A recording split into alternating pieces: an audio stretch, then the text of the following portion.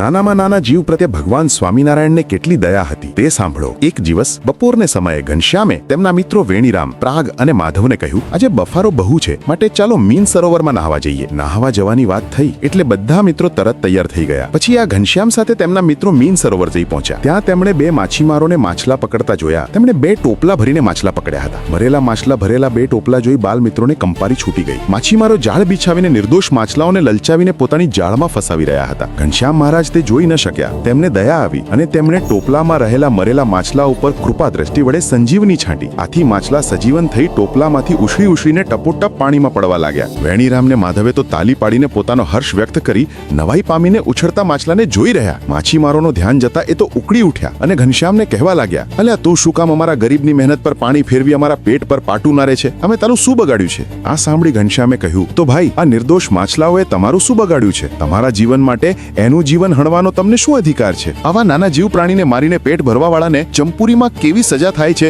તેની તમને કોઈને કઈ ખબર છે? માછીમારોએ આંખો કાઢીને કહ્યું, ઘનશ્યામ, તું જંપુરીની ખોટી બનાવટી વાતો વચ્ચે લાવીને અમને ઉલ્લુ ન બનાવ। અમારા માછલાને શું કામ તે પાણીમાં નાખી દીધા? એનો ઉત્તર આપ। એમ તમારે જંપુરીના મારનો અનુભવ કરવો છે ને? તો લ્યો જુઓ। કહેતાંકને ઘનશ્યામે ચપટી વગાડીને બંનેને જંપુરીમાં થતી મારકૂટનું ભયંકર દ્રશ્ય દેખાડ્યું। ત્યાં તો એ બે માછીમારના બરડા ઉપર યમદૂતોના એક બે કરડા કોરડાઓ વીંઝાણા। એથી એમની રાડ ફાટી ગઈ। એ બંને પાછા તો આવ્યા, પણ તેમના શરીર કંપવા લાગ્યા। ધ્રુજતા ધ્રુજતા એ કહેવા લાગ્યા, હે ભાઈ ઘનશ્યામ, અમને માફ કરો, હવે અમે આવું કામ કદી નહીં કરીએ। માફી માંગી રહેલા માછીમારોને ઘનશ્યામજીએ કહ્યું કે આમ હિંસા કરીને પેટ ભરશો નહીં, પણ કંઈક બીજો ધંધો કે મજૂરી કરીને કમાઈ ખાજો। જો ફરીથી આવી હિંસા કરશો તો જમપુરીમાં જમના હાથનો માર ખાઈને મરી જશો। આમ ઘનશ્યામ મહારાજે માછલાને નવજીવન આપ્યું અને માછીમારોને જીવનનો નવો રાહ બતાવ્યો।